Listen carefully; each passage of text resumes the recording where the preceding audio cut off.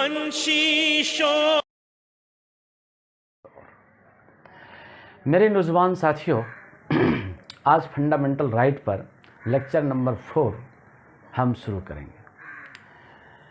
तो मैं सबसे पहले ही बता दूं कि मैं ये आशा करता हूं कि आप मेरे वीडियो को देखते हैं, सब्सक्राइब करते हैं और आप एकदम तैयार रहिए कि मैं जो आपसे कह रहा हूं आप मेरे बात को अक्षरशः पालन करिए और जो बात मैं आपसे कह रहे हैं वह सिलसिलेवार ढंग से कह रहे हैं, उसको पढ़ते चले जाइए, मेरे वीडियो को देखते चले जाइए।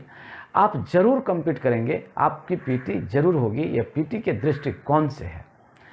आप इधर उधर मत देखिए। मैं एक ऑथेंटिक बात कह रहा हूँ, नापा तुला बात कह रहा हूँ, 22 सालों का अनुभव कह रहा हूँ कि प्रारंभिक परीक्षा में क्या पूछा जाता है, कितने स्तर का पूछा जाता है, ये मेरे दिमाग में है। मैं इस बात से रूबरू हूँ, इसलिए आप मुझ पर विश्वास करिए और वीडियो को देखते रहिए। इधर उधर आप मत देखिए, नहीं तो फिर आपका जो इच्छा है, आपका जो मुकाम है वो गड़बड़ हो सकता है। आपको लग सकता है कि कहीं हम रास्ते से हट सकते हैं। लेकिन अच्छी पुस्तक को ज़रूर देखिए, अच्छे मित्र का साथ ज़रूर रहिए, अच्छे शिक्षक के साथ ज़रूर रहिए। तो आइए हम लोग सबसे पहले आज बात करते हैं आर्टिकल 19। तो इससे पहले हम आपको बता दें, पूर्व की भांति हम जो अपना मुहिम चला रहे हैं वह लिख दें। लोक कल्याणार्थ, लोक कल्याणार्थ, लोक कल्याणार्थ हेतु, लोक कल्याणार्थ हेतु वी नारायण सर की, वी नारायण सर की अनुपम प्रस्तुति, अनुपम प्रस्तुति, अनुपम प्रस्तुति। आप इस बात को अनुपम प्रस्तुति। और आज का जो टॉपिक है, आज का जो टॉपिक है ये है फंडामेंटल राइट। ये फंडामेंटल राइट, फंडामेंटल राइट, मौलिक अधिकार। ये है मौलिक अधिकार, मौलिक अधिकार। लेक्चर नंबर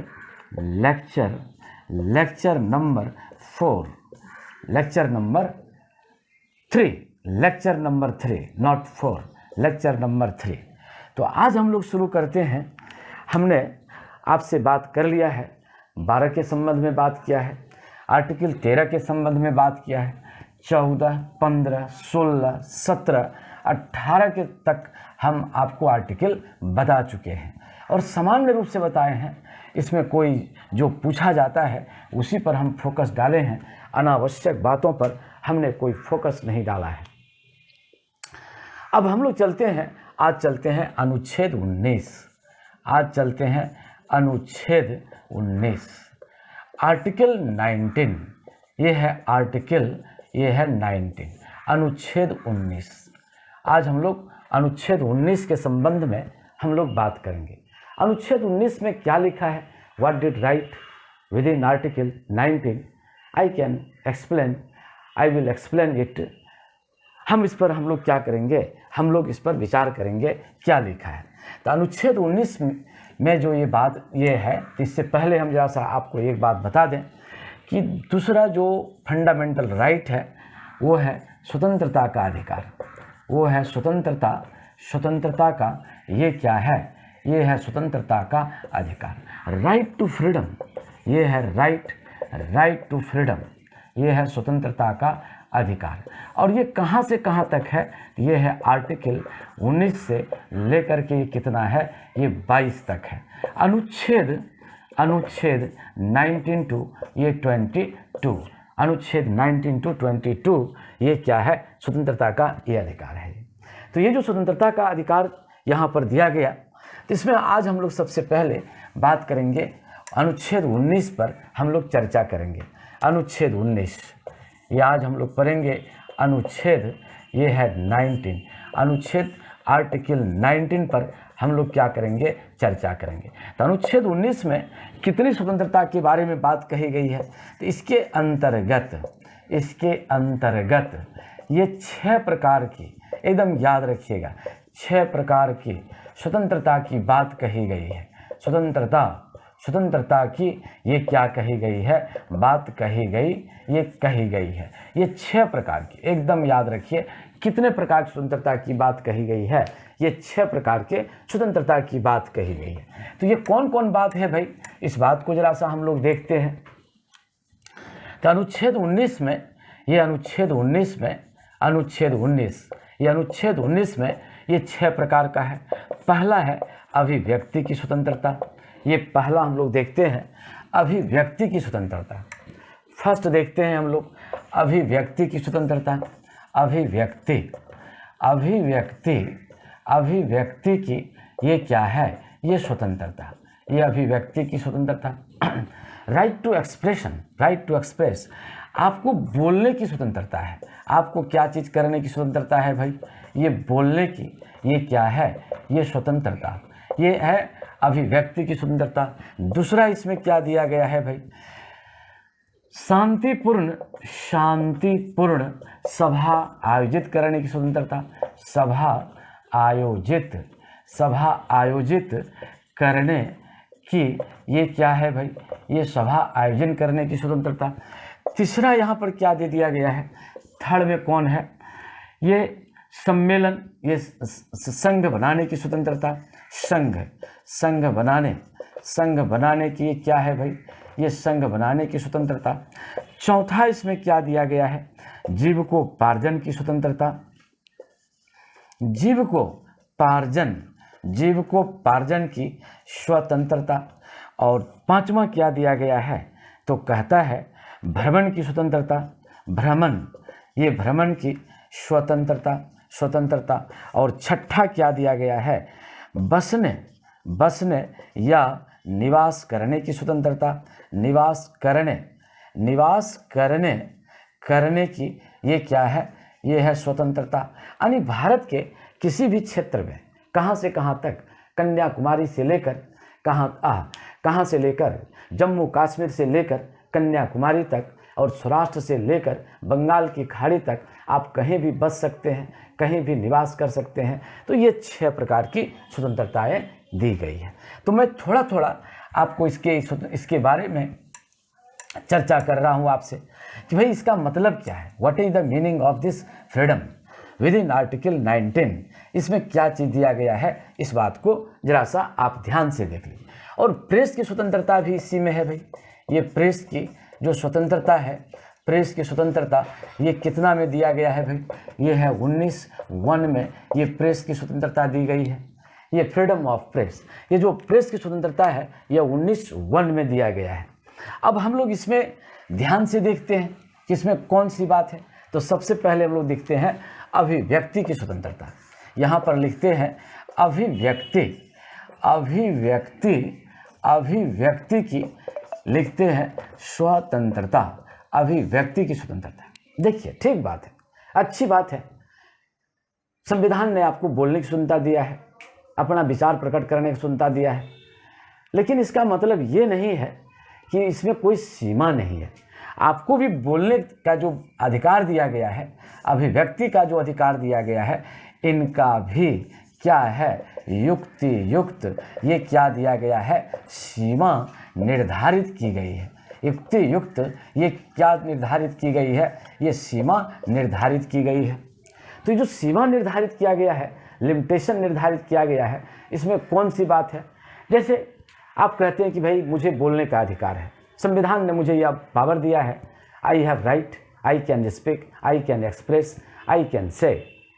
लेकिन ठीक है, आप सब कुछ बोलिए, लेकिन आप यदि कहते हैं, आप किसी को गाली देते हैं और कहते हैं कि मुझे बोलने की स्वतंत्रता है, तो गलत बात हो गया। आप किसी को गाली दे रहे हैं और कहते हैं कि मुझे अभिव्यक्ति की आज़ादी है, तो गाली देना अभिव्यक्ति की आज़ादी के अंतर्गत नहीं आएगा। गाली गलौज करना ये अभिव्यक्ति की आज़ादी के अंतर्गत नहीं आएगा। ये गाली गलौज करना ये गलत बात है। या यदि आप ये भड़काते हैं कि साहब भारत का क्या कर दिया जाए, टुकड़े टुकड़े कर दिया जाए, भारत को विभाजित कर दिया जाए, यानी देशद्रोह वाली बात आप करते हैं। ये देशद्रोह वाली आप क्या करते हैं, बातों को करते हैं, देश की अखंडता पर चोट पहुंचाते हैं, अखंडता पर आप क्या करते हैं, चोट पहुंचाते हैं, तो ऐसी स्थिति में आप पर क्या लगाया जाएगा, प्रतिबंध लगाया जाएगा और आपको ये कह करके आपको बाहर जाने नहीं दिया जाएगा कि अभिव्यक्ति की आज़ादी है। ये बियॉन्ड द कॉन्स्टिट्यूशन है, ये कॉन्स्टिट्यूशन के अंदर नहीं है। आप उसमें बोलेंगे कि साहब मुझे ये संविधान की आज़ादी है, संविधान ने मुझे अधिकार दिया है, अभिव्यक्ति का अधिकार दिया है, इसलिए मैं बोलता हूँ, तो भाई ये गलत हो जाएगा। क्यों गलत हो जाएगा? इसलिए गलत हो जाएगा कि यह युक्ति संगत बात नहीं है। संविधान आपको बोलने की इजाज़त देती है, अभिव्यक्ति की इजाज़त देती है, राइट टू एक्सप्रेस, लेकिन किस रूप से? रीजनेबल। आप युक्त तरीके से बोलिए, गलत तरीके से मत बोलिए। यदि गलत बोलते हैं तो वहाँ पर आप पर क्या लगा दिया जाएगा? प्रतिबंध लगा दिया जाएगा। उस समय आप क्या हो जाएंगे? व्हाट विल बी, आपकी स्टेटस क्या हो जाएगी? You will be guilty before law. आप लॉ के, कानून के निगाह में आप क्या हो जाएंगे? दोषी हो जाएंगे। अच्छा, सेकंड पॉइंट को आप देखिए। इस सेकंड पॉइंट में यहाँ पर क्या चीज दिया गया भाई? तो सेकंड पॉइंट में यहाँ पर दिया गया है शांतिपूर्ण सभा करने की, शांतिपूर्ण सभा आयोजित करने का अधिकार, करने का ये क्या दिया गया? ये अधिकार। तो कैसे सभा आप आयोजित कर सकते हैं? शांतिपूर्ण, पीसफुल्ली। आप कैसे कर सकते हैं? आप कर सकते हैं पीसफुल्ली। आप पीसफुल्ली आप क्या कर सकते हैं? ये शांतिपूर्ण सभा आयोजित कर सकते हैं। सभा बुलाइए, ठीक, अच्छी बात है, लेकिन सभा में लोगों को उत्तेजनापूर्ण भाषण दे करके बलवा फैला दीजिए, विद्रोह करवा दीजिए, लोगों को उकसा करके किसी की हत्या करवा दीजिए, तो ये गलत हो जाएगा। ये कभी भी संविधान ऐसी इस प्रकार की बातों को मानने के लिए तैयार नहीं है और आप क्या होंगे? दंडित होंगे। आपको अभियुक्त माना जाएगा, आप चार्ज सीटेड हो जाएंगे। इसीलिए यहाँ पर शांतिपूर्ण सभा करने का आपको क्या है? अधिकार है। आप कोई भड़काऊ भाषण नहीं दे सकते, लोगों को भड़का नहीं सकते, लोगों को विद्रोह करने के लिए प्रेरित नहीं कर सकते। तीसरा बात यहाँ पर क्या दिया गया है भाई? संघ बनाने की स्वतंत्रता। संघ बनाने की क्या दिया गया है? ये दिया गया है स्वतंत्रता। अच्छी बात है, आप संघ बनाइए, लेकिन संघ क्या होना चाहिए? देश हित में होना चाहिए, लोगों के कल्याण में होना चाहिए, लोगों के हित में होना चाहिए, देश की विकास के लिए होना चाहिए। ऐसा मत संघ बना दीजिए जिससे कि देश क्या हो जाए? टूट जाए, देश टुकड़े टुकड़े में बढ़ जाए, देश की स्वतंत्रता, समानता, बंधुत्व, अखंडता खतरे में पड़ जाए। तो भाई ऐसी स्थिति में आपको क्या कर दिया जाएगा? आपके संघ को क्या कर दिया जाएगा? बंद कर दिया जाएगा। आप फिर ये नहीं कह सकते हैं कि भाई मुझे संघ बनाने का अधिकार था और ये संघ कैसे रोक दिया गया? इसलिए रोक दिया गया कि आपका संघ भारत के हित के खिलाफ कार्य करता है, इसलिए इस संघ को क्या कर दिया गया? रोक दिया गया। उसमें आप ये नहीं कह सकते हैं कि अनुच्छेद 19 का यहाँ पर क्या है? हनन है, ये नहीं होगा। चौथा पॉइंट में क्या है भाई? जीविकोपार्जन का अधिकार। ये जीविकोपार्जन का ये क्या है भाई? ये जीविकोपार्जन का अधिकार। अब ये जीविकोपार्जन का जो अधिकार है, इसके संबंध में आप इस बात को देख लीजिए। हर व्यक्ति को अपना जीवन चलाने के लिए, जीवन के निर्वाह के लिए वो क्या कर सकता है? रोजगार कर सकता है, वह व्यापार कर सकता है, वो क्या कर सकता है? उद्योग धंधा स्थापित कर सकता है और अपना जीवन चला सकता है, अपने परिवार का, अपने लोगों का ये जीवन चलाने के लिए वो क्या है? स्वतंत्र है। लेकिन यदि आप इस स्थान पर क्या करेंगे? मानव का व्यापार करेंगे, मानव की खरीद बिक्री करेंगे, मानव का किडनी बेचेंगे, मानव का खरीद बिक्री, ये मानव का आप क्या करते हैं? खरीद बिक्री करते हैं, किडनी बेचते हैं, चर्बी बेचते हैं, तो भाई ये गलत हो जाएगा। आप अपना जीविकोपार्जन का अधिकार है, लेकिन अवैध रूप से नहीं।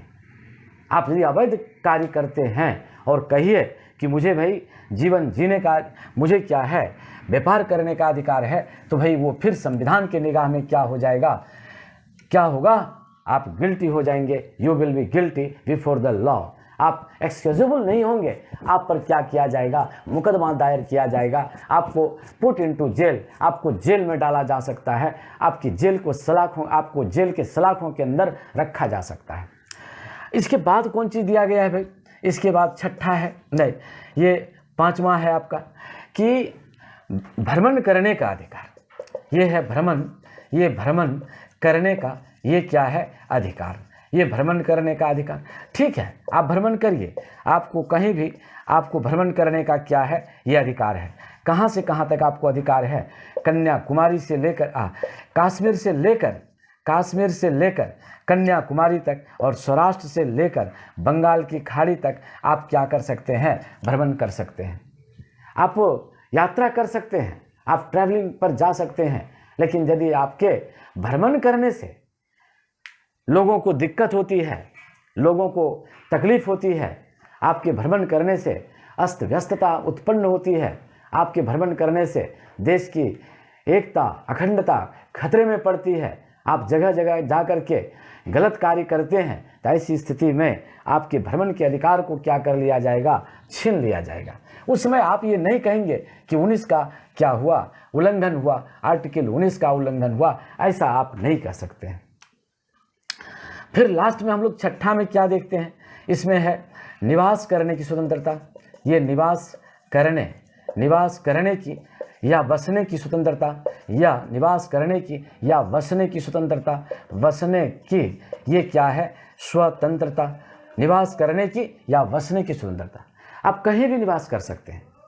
भारतीय भूभाग के अंतर्गत कन्याकुमारी से लेकर के जम्मू कश्मीर से लेकर के कन्याकुमारी तक और सौराष्ट्र से लेकर के बंगाल की खाड़ी तक आप कहीं भी निवास कर सकते हैं। लेकिन आपके निवास करने से वहाँ के लोगों को किसी प्रकार का क्या ना हो? खतरा ना हो, लोग अस्त व्यस्त ना हो जाए, तो भाई उस अवस्था में आपके निवास पर बंदिश लगा दी जाएगी। सपोज दैट कोई व्यक्ति है, वो जाकर के भारतवर्ष के किसी क्षेत्र में वो निवास करने लगता है और वहाँ निवास करके आतंकवादी गतिविधि को बढ़ावा देता है, नक्सलवादी गतिविधि को बढ़ावा देता है, छल प्रपंच फैलाता है, देश की एकता और अखंडता पर प्रश्न चिन्ह खड़ा कर देता है, तो वैसी स्थिति में आपको निवास करने से वहाँ पर क्या कर दिया जाएगा? रोक दिया जाएगा। तो इस प्रकार से हम लोगों ने क्या देखा? अनुच्छेद 19 के तहत क्या देखा? 6 स्वतंत्रता का अधिकार को देखा। 6 स्वतंत्रता के अधिकार को हमने क्या देखा? अधिकार को देखा ये। और फिर प्रेस की स्वतंत्रता कितना में हम लोगों ने देख लिया? प्रेस की स्वतंत्रता कितना के अंतर्गत देख लिया? 19A के अंतर्गत देख लिया। भाई प्रेस पर भी बंदिश लगाया गया है। आप झूठा खबर नहीं छाप सकते हैं, आप फेक न्यूज़ नहीं छाप सकते हैं, आप गलत मैसेज नहीं दे सकते हैं। तो भाई यहाँ पर भी इसके ऊपर क्या है? बंदिश है। कहने का मतलब यह है, संविधान ने यदि आपको एक तरफ से अधिकार दिया है तो दूसरे तरफ से आपको एक सीमा के अंदर आपके हाथ को क्या कर दिया है? बांध दिया है। इस प्रकार से हम लोगों ने 19 की चर्चा कर ली। अब हम लोग 20 की चर्चा करते हैं। अब आर्टिकल हम लोग किसकी चर्चा करते हैं? ये 20 की चर्चा करते हैं। अनुच्छेद 20, आर्टिकल 20 की चर्चा करते हैं। तो ये 20 में कौन सी बात दी गया है भाई? अनुच्छेद 20 में क्या कहा गया है? तो इसमें 2-3 बातें कही गई है। अनुच्छेद 20 में 2-3 बातें कही गई है कि तब तक कोई व्यक्ति गलती नहीं करता है, तब तक कोई व्यक्ति गलत नहीं माना जाएगा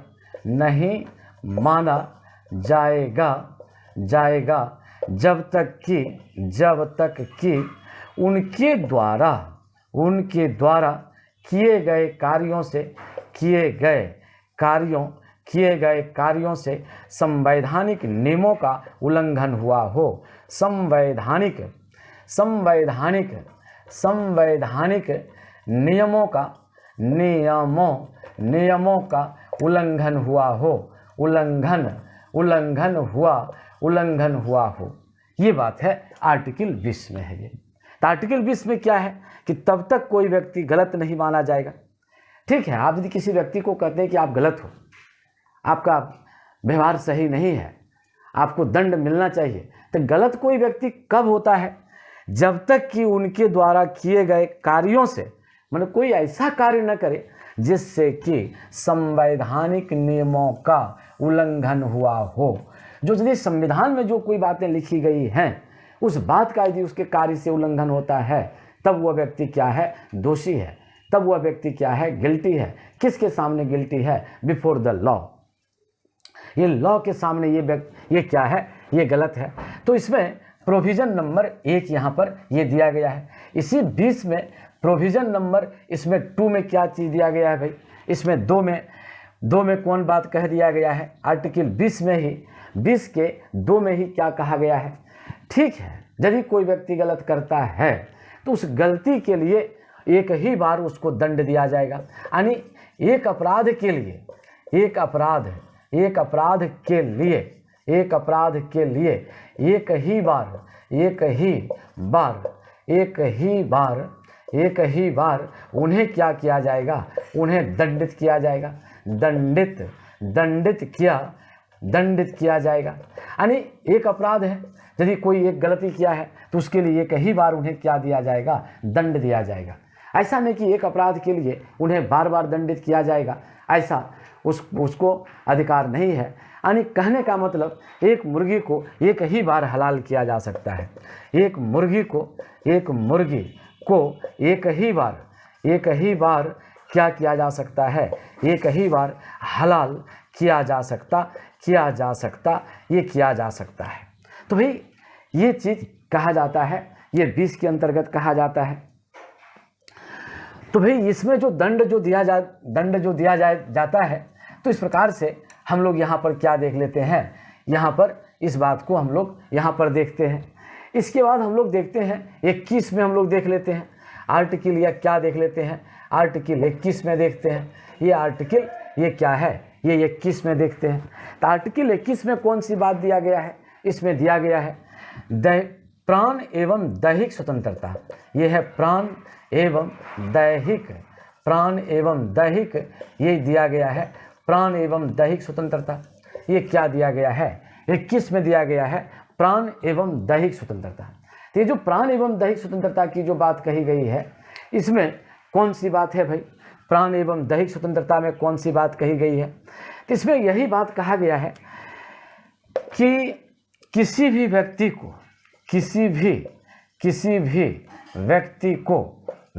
को विधि द्वारा निर्धारित प्रक्रिया के अंतर्गत ही विधि द्वारा निर्धारित प्रक्रिया के अंतर्गत ही विधि द्वारा निर्धारित प्रक्रिया के अंतर्गत ही उन्हें क्या किया जा सकता है? उन्हें प्राण से या दैहिक स्वतंत्रता से क्या किया जा सकता है? वंचित किया जा सकता है। मान लिया जाए किसी को मृत्यु दंड देना होगा तो उस अवस्था में आपको क्या करना होगा कि भाई उसके लिए जो प्रक्रिया है, विधि बनी है, तभी जाकर के उनको यह दंड मिल सकता है, अन्यथा उनको यह दंड नहीं मिलेगा। लेकिन यहाँ पर कौन सी बात है भाई? यही कहता है प्राण एवं दैहिक स्वतंत्रता। अन्यथा यदि मनमानी तरीके से किसी को ये प्रकार का दंड दिया जाएगा, प्राण से उनको वंचित किया जाएगा, उनकी व्यक्तिगत स्वतंत्रता छीनी जाएगी, यह संभव नहीं है। आर्टिकल 21 यही कहता है। आर्टिकल 21 में कौन सी बात कही गई है? इसका दायरा काफ़ी बढ़ा दिया गया है। इसका जो आर्टिकल 21 का जो दायरा है, समय समय पर सुप्रीम कोर्ट ने इनके दायरे में क्या कर दिया है? काफ़ी परिवर्तन कर दिया है। इनके दायरे में काफ़ी परिवर्तन कर दिया है। तो इसके दायरे में क्या परिवर्तन कर दिया है? तो सुप्रीम कोर्ट ने इसमें कहा है कि भाई निष्क्रिय, ये क्या कहा है भाई? निष्क्रिय मृत्यु दंड, निष्क्रिय, इसको क्या कह दिया गया है? यानी इसको निष्क्रिय, जो इसको हम लोग यहाँ पर कहते हैं कि ये केस यहाँ पर आया था जिसमें कि भाई उनको क्या है कि यदि वो स्वेच्छा से निष्क्रिय, उसको इच्छा है, निष्क्रिय इच्छा मृत्यु का उसको अधिकार है, उसको क्या अधिकार है? निष्क्रिय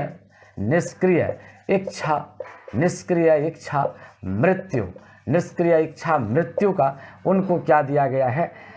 अधिकार दिया गया है। ये अधिकार प्रदान किया गया है। ये अधिकार प्रदान किया गया है।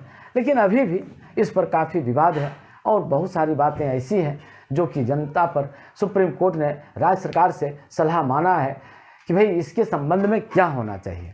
तो ये बात अभी उतना क्लियर नहीं है, लेकिन ये बात कह दिया है कि निष्क्रिय इच्छा मृत्यु का अधिकार लोगों के पास क्या है, ये बात है। सेकंड बात इसमें क्या है भाई? सम्मानपूर्ण जिंदगी जीने का अधिकार सबको है भाई।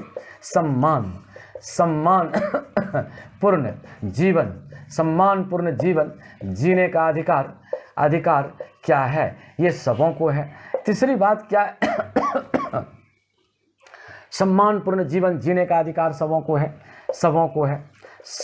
को ये क्या है? तीसरी बात इसमें क्या गया है भाई? उत्पीड़न से मुक्त जिंदगी जीने का अधिकार सबको दिया गया है। उत्पीड़न से मुक्त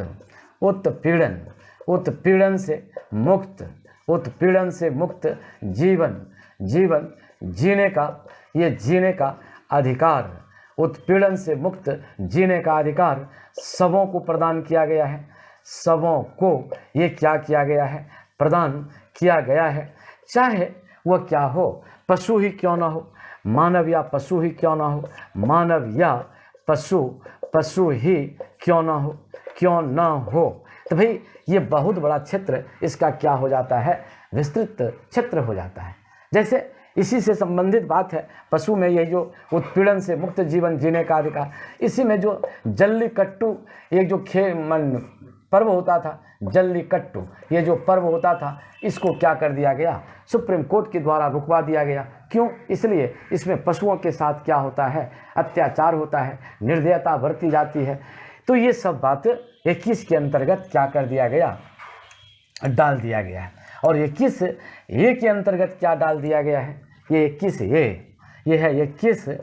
के अंतर्गत क्या डाल दिया गया है? इसमें डाल दिया गया है शिक्षा का अधिकार।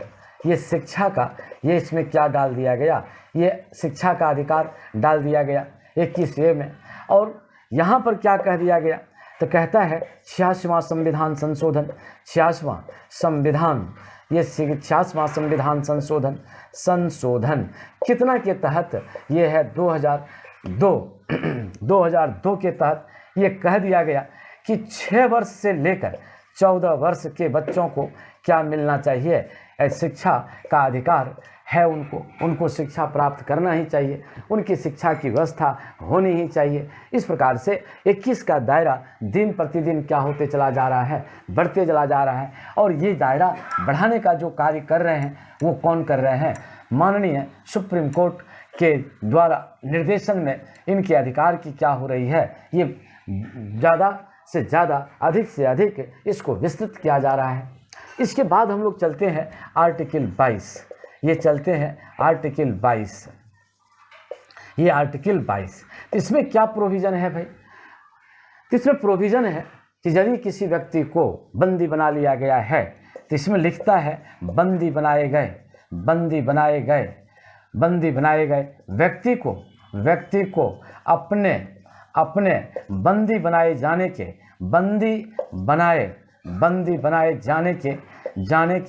कारण, बंदी बनाए गए व्यक्ति को अपने बंदी बनाए जाने के कारण पूछने का क्या है?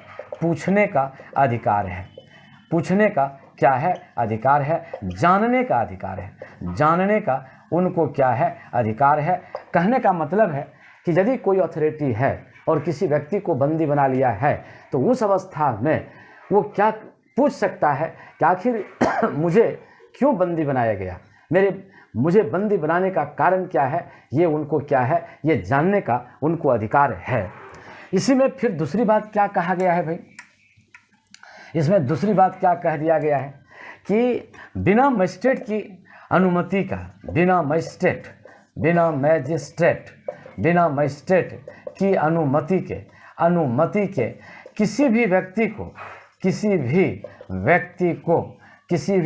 को 24 घंटे से अधिक 24 घंटे से अधिक 24 घंटे से अधिक जेल में नहीं रखा जा सकता है। जेल में या बंदी बना करके नहीं रखा जा सकता है। बंदी बनाकर नहीं रखा जा सकता है। बंदी बनाकर नहीं रखा जा सकता है। रखा जा सकता है। मान लेते हैं किसी व्यक्ति को बंदी बनाया गया है, तो भाई उसको 24 घंटे के अंदर वो बंदी बनाए गए व्यक्ति को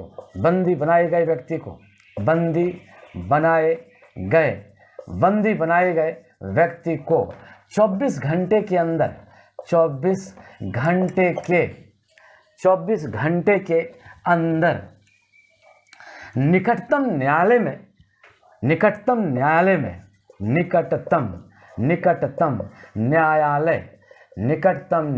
में पेश करना होगा। पेश करना होगा 24। लेकिन इसमें अपवाद में दिया गया है, लेकिन यात्रा के समय को काटकर,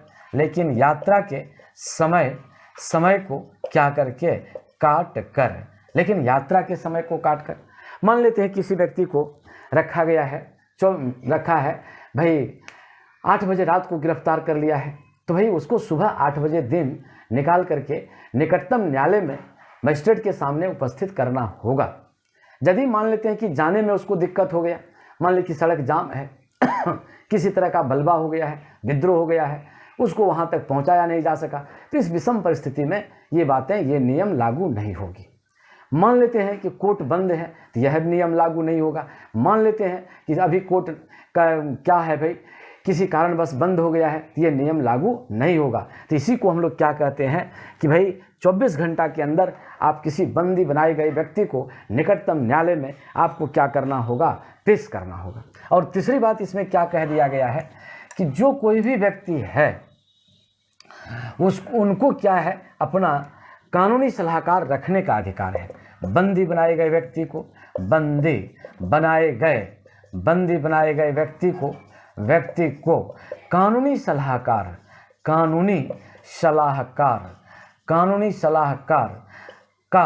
रखने का क्या है, ये रखने का क्या है, ये अधिकार है।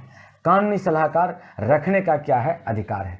यानी कहने का मतलब आप वकील रख सकते हैं, कानूनी सलाहकार रख सकते हैं, अपने को बचाने का आप प्रबंध कर सकते हैं। भाई ये अधिकार किस में दिया गया है, ये अधिकार किसके अंतर्गत दिया गया है, 22 के अंतर्गत दिया गया है। इस प्रकार से हम लोगों ने किसके अंतर्गत पढ़ लिया, स्वतंत्रता का अधिकार 19 से 22 तक हम लोग पढ़ लिए। अब हम लोग तीसरा मौलिक अधिकार में चलते हैं, थर्ड मौलिक अधिकार में चलते हैं। तो वो क्या है थर्ड में, शोषण के विरुद्ध अधिकार। ये शोषण के ये क्या है, ये शोषण के विरुद्ध, ये क्या है, ये है विरुद्ध अधिकार। तो शोषण का जो विरुद्ध अधिकार है इसमें कौन सी बात है भाई, तो शोषण का जो विरुद्ध अधिकार है इसमें 2 आर्टिकल है। इसमें कहाँ से कहाँ तक है भाई, ये है आर्टिकल 23, ये 23 से लेकर के 24, from 23 to 24, right against exploitation. तो इसमें 23 में क्या लिखा है भाई, what did right with in article 23, इसके अंतर्गत कौन बातें लिखी गई है, इस पर हम लोग चर्चा करते हैं। We will focus on this point, what did right on this article. इस आर्टिकल के अंतर्गत कौन सी बात है, तो हम लोग लिखते हैं आर्टिकल 23। तो आर्टिकल 23 में क्या कहता है, इसमें लिखता है कि दुर्व्यापार पर प्रतिबंध, इस पर लिखता है दुर्व्यापार। ये क्या लिखता है, दुर्व्यापार। ये दुर्व्यापार पर ये क्या लिखता है, ये प्रतिबंध, ये दुर्व्यापार पर प्रतिबंध। इसका मतलब यहाँ पर क्या है, आप किसी भी व्यक्ति से आप बेगारी नहीं करा सकते हैं। किसी भी व्यक्ति से आप क्या नहीं करा सकते हैं, बेगार। आप बेगार नहीं करा सकते हैं। एक दूसरा इसमें क्या बात लिखा गया है कि बिना वेतन का आप उससे कार्य नहीं करा सकते हैं। बिना वेतन का उससे आप कार्य नहीं ले सकते हैं। और तीसरा में इसमें कौन सी बात कह दी गई है कि बलात् श्रम आप नहीं ले सकते हैं। बलात् श्रम आप क्या नहीं कर सकते हैं, ये बलात् श्रम नहीं करवा सकते हैं, नहीं करवा सकते हैं। फोर्सिबली आप किसी से आप ये नहीं कर सकते हैं, बलात् श्रम नहीं करवा सकते हैं। आप जबरन किसी को कार्य करने के लिए आप बाध्य नहीं कर सकते हैं, आपके पास ये अधिकार नहीं है। You have not right. आप किसी को कंपेल नहीं कर सकते हैं, you can't compel to do so. आप ऐसा करो, ऐसा नहीं कर सकते हैं। तो ये अधिकार इसके अंतर्गत दिया गया है। तो इसका मूल उद्देश्य क्या है? ये जो 23 है, आर्टिकल 23 का मूल उद्देश्य क्या है? What is the main motto of article 23? इसका मूल उद्देश्य है सामाजिक लोकतंत्र स्थापित करना। इसका मूल उद्देश्य है, ये मूल उद्देश्य, इसका मूल उद्देश्य है। क्या मूल उद्देश्य है? सामाजिक, ये है सामाजिक लोकतंत्र। लोकतंत्र क्या करना? स्थापित करना। ये सामाजिक लोकतंत्र क्या करना? स्थापित करना। ठीक ऐसे ही बात कहाँ पर कर दिया गया है? अमेरिका के संविधान में किया गया है। उसमें जो दास प्रथा का अंत से संबंधित बातें हैं, उन्हीं से ये बात क्या होती है, ये मिलती जुलती है। अब हम लोग चलते हैं आर्टिकल 24 चलते हैं। ये जो आर्टिकल 24 है, अनुच्छेद 24 है, ये अनुच्छेद 24 आर्टिकल 24 इसमें हमको देखना है। Now we will look what did right in this, within this article. इसके अंतर्गत क्या लिखा है? इसमें लिखा है बाल श्रम पर प्रतिबंध। बाल श्रम पर ये प्रतिबंध, ये बाल श्रम पर क्या लिखा है? प्रतिबंध। आप किसी छोटे बच्चे से आप क्या नहीं ले सकते हैं? उससे श्रम न कारखानों में लगा नहीं सकते हैं। यानी छोटे बच्चों को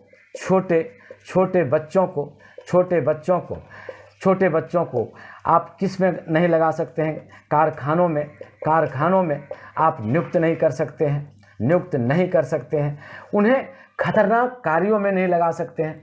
खतरनाक कार्यों में नहीं लगा सकते हैं। तो भाई इसका मूल उद्देश्य क्या है? मान लेते हैं कोई छोटा बच्चा है, आप उसको कारखाना में पूरा कार्य ले रहे हैं, आप जाकर के रात्रि के पहर उनसे काम लेते हैं, आप उसको खतरनाक कार्यों में लगाए हुए हैं, उनसे गलत कार्य करवाते हैं। तो भाई इसका मूल उद्देश्य एक ही चीज़ होता है कि उनकी सुकुमारता को बचाना। इसका मूल उद्देश्य है, मूल उद्देश्य बच्चों की सुकुमारता को बचाना। ये बच्चों की सुकुमारता को क्या करना? बचाना। ये बचाना यानी उस बच्चे को खिलने से पहले, नौजवान होने से पहले उसको मार नहीं देना। वो बच्चा आज बच्चा है, कल वो क्या होगा? देश का नागरिक होगा। इसलिए उस बच्चे को बचाए रखना हम सबों का फर्ज होता है। संविधान में इसका ख्याल रखा गया है। तो आज मैं आपसे इतना ही कहना चाहता हूं, और मैं विशेष रूप से कहता हूं, आप निरंतर रूप से मेरे वीडियो को देखते रहिए और सफलता का आयाम अपने जीवन में जोड़ते रहिए। आप मेरी बातों पर विश्वास करिए, यकीन करिए, आपको अच्छा रिजल्ट आएगा, इसमें कोई दो मत नहीं है। और ये बिल्कुल मुफ्त की बात हो रही है। वो अलग बात है कि भाई आपको ऐसा कुछ लगता होगा, लेकिन मैं पूर्णतः समर्पित हूँ आपको क्या करने के लिए? आपको निःशुल्क रूप से पढ़ाने के लिए।